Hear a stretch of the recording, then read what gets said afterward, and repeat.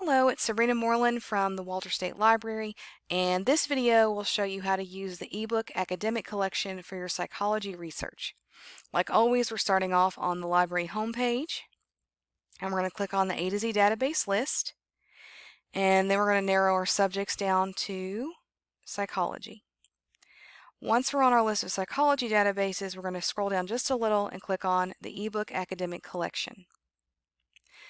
With this database, remember that it's very broad, and so you'll want to start off using broader search terms. So you don't ever want to put too much in these boxes because it will narrow your results too much, and we are looking for full text books on these major issues.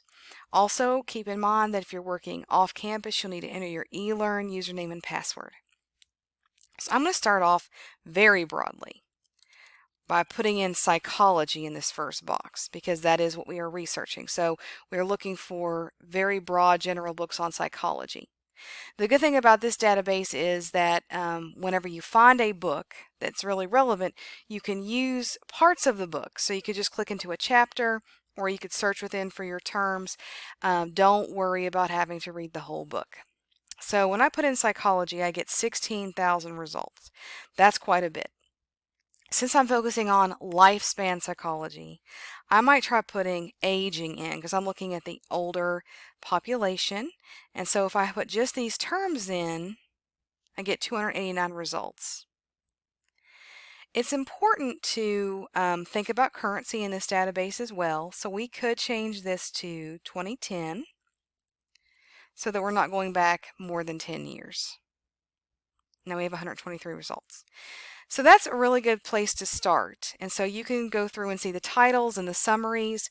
Just like in the other databases, the subjects are there. You can expand the subject here as well to get some ideas.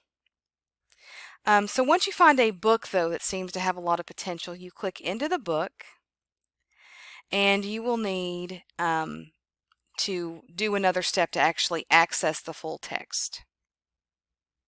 So we will click on PDF full text, and it might take a minute for it to load, but you will see all the images, the charts, the color, everything as if it were a print book right in front of you. On the left, like I said, you don't have to read the whole book unless you're super interested. So you could choose a chapter to click into and use just that portion of the book. So maybe I'll look at resilience promoting interventions, right? Because I'm thinking about motivation, I'm thinking about rewards during our older years. So I could just look in this chapter and use it for my papers. I can also use search within. So when I click on search within, this box appears, and I can type in terms that I'm looking for. So if I put in rewards, then I could click on the page where that is mentioned. And it even highlights it for me in yellow. So rewards, incentives might be a good term. You could try that instead. And there it is. So then I would be able to look around and read these terms in context to make sure it does relate to what I'm researching. At the top, you can email pages to yourself. You can print pages. You can never do the whole book at once because that would be a copyright problem. But there are two options there for saving some of this information. And you can also cite it as well. So when you click on Cite, you will scroll down to APA, and then you can copy and paste the APA citation into your reference page. That's just a quick overview on how to use the eBook collection. Please contact me or another librarian if you have any questions about your psychology research. Have a great day.